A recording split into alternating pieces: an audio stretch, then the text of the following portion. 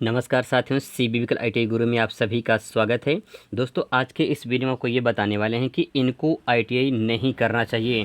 दोस्तों, ऐसे बहुत सारे लोग हैं जिनको आईटीआई नहीं करना चाहिए, फिर भी वो आईटीआई कर लेते हैं और फिर बाद में पछताते हैं कि आईटीआई नहीं की होती तो बहुत अच्छा होता, पैसा बर्बाद चला गया।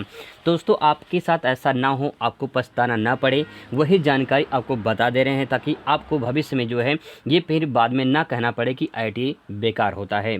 आज के इस वीडियो में कंप्लीट आपको यही बताने वाले हैं कि आईटीआई किसको नहीं करना चाहिए। देखिए, आपका जो सपना होता है कि आपने एक प्लान बनाया होगा मुझे आईटीआई क्यों करना है, आप कुछ सोचे होंगे।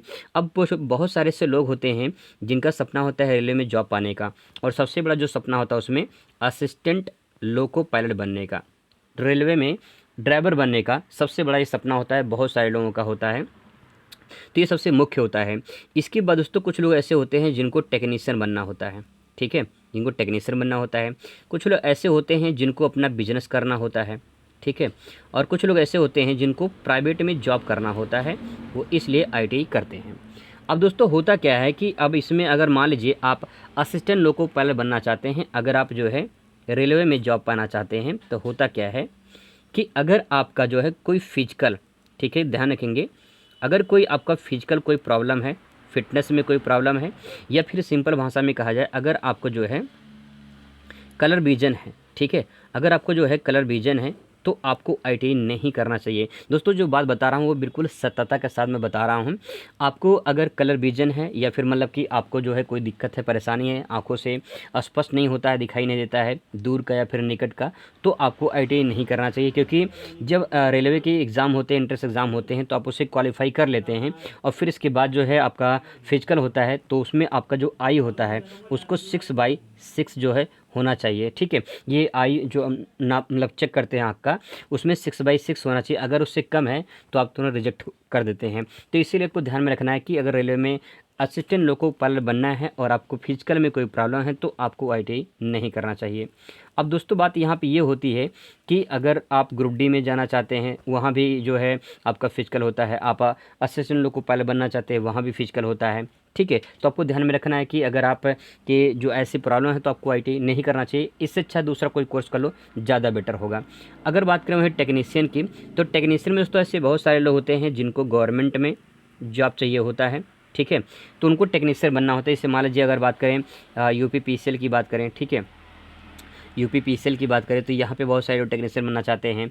एनटीपीसी की बात करें, यहाँ पे लोग जो है अपना एनटीपीसी में जो है यहाँ पे जॉब पाना चाहते हैं। भेल हो गया, एचएल हो गया, ऑर्डिनेंस फैक्ट्री हो गया, वहाँ पे टेक्नीशियन बनना चाहते हैं। तो दोस्तों उसमें होता क्या है कि ऐसे बहुत सारे सेक्टर होते हैं जहाँ पे आपका जो परसेंटेज होता है अगर वो 50% से कम होता है तो उसमें आपको दिक्कत हो जाती है, ठीक है। अगर 50% से कम होता है, बहुत सारे से लोग होते हैं, अगर कैटेगरी वाइज डिवाइड किया कर दिया जाए तो इसमें होता क्या है कि जैसे मान लीजिए अगर आपका 50% से कम है, 50% से अगर आपका कम है, या फिर जो है आप एससी में आते हैं, या फिर आप एसटी में आते हैं, या फिर आप जो है ओबीसी में आते हैं, या फिर आप जो है जनरल कैटेगरी में आते हैं, अगर 50% से कम है तो एससी एसटी का तो चल जाता है लेकिन जनरल ओबीसी का बिल्कुल नहीं चलता है। तो आपको ध्यान में रखना है, कुछ ऐसी जगह होती है जहाँ परसेंटेज का भी खेल होता है, परसेंटेज मांगते हैं। अगर खेल की बात करूँ परसेंटेज का, तो आपको बता दें कि जैसे कि रेलवे हो गया, रेलवे में जब से आईटीआई कंप्लीट करेंगे तो रेलवे की अप्रेंटिस आती है, ठीक है, अप्रेंटिस होती है। अगर आपका जो है 10th में परसेंटेज कम है तो आप रेलवे से कभी भी अप्रेंटिस नहीं कर पाएंगे, क्योंकि 10th में परसेंटेज प्लस आईटीआई में जो परसेंटेज होता है उसी के आधार पे आपका जो है उसमें छूट मिलता है। फिर इसके बाद जो है आपका अप्रेंटिस होता है रेलवे से। जब आप रेलवे से अप्रेंटिस कर लेते हैं तो उसमें जो है आपको ग्रुप डी में 20% की छूट मिलती है, सबसे बड़ा फ़ायदा होता है। तो अगर आपका हाई स्कूल में परसेंटेज कम है तब भी आपको आईटीआई नहीं करना चाहिए। अब दोस्तों यहाँ पे बात होती है कि अगर आप टेक्नीशियन बनना चाहते हैं, असिस्टेंट लोको पायलट बनना चाहते हैं, तो इस तरह से जो है आपके पास जो मैंने बताया है। अब बात करते हैं बिजनेस की। देखिए, बिज़नेस में होता क्या है कि अगर आप जो है सोच रहे हैं कि मुझे आईटीआई करके ना कोई बिज़नेस करनी है, तो आपको पहले ये समझना है कि बिज़नेस क्यों करना है, क्या बिज़नेस में आपको पकड़ है, बिज़नेस में कुछ जानते हैं, या फिर बिज़नेस के बारे में आप कुछ कहीं प्रैक्टिस वगैरह किए हैं। तो अगर आप किए हैं तो आपको आईटीआई कर लेना चाहिए। बहुत सारे ऐसे सेक्टर होते हैं जो बिज़नेस है आईटीआई दम पर लोग किए हैं, तो अगर आप करना चाहते हैं तो आप कर सकते हैं। लेकिन अगर आपको कोई जानकारी नहीं है, कुछ भी आप बिज़नेस के बारे में जानते नहीं हैं, ABCD भी नहीं जानते हैं, तो आपको आईटीआई नहीं करना चाहिए बिजनेस के पर्पज़ से, ठीक है, ये बात ध्यान रखेंगे। इसके बाद दोस्तों होता क्या है ऐसे बहुत सारे लोग होते हैं जो लोग प्राइवेट जॉब के लिए जो है बिज़नेस करते हैं। अगर बात करें ही प्राइवेट जॉब के लिए, तो प्राइवेट में अगर आप जॉब पाना चाहते हैं तो आपको ऐसे जगह से आईटीआई नहीं करना चाहिए जहाँ पे देखिए प्रैक्टिकल वगैरह सिखाए नहीं जाते हैं, ठीक है। जो प्रैक्टिकल होते हैं वो आपको सिखाए नहीं जाते हैं। बहुत सारे से प्राइवेट कॉलेज होते हैं जहाँ प्रैक्टिकल वगैरह सिखाया नहीं जाता है, तो आपको वहाँ से आईटीआई नहीं करना चाहिए।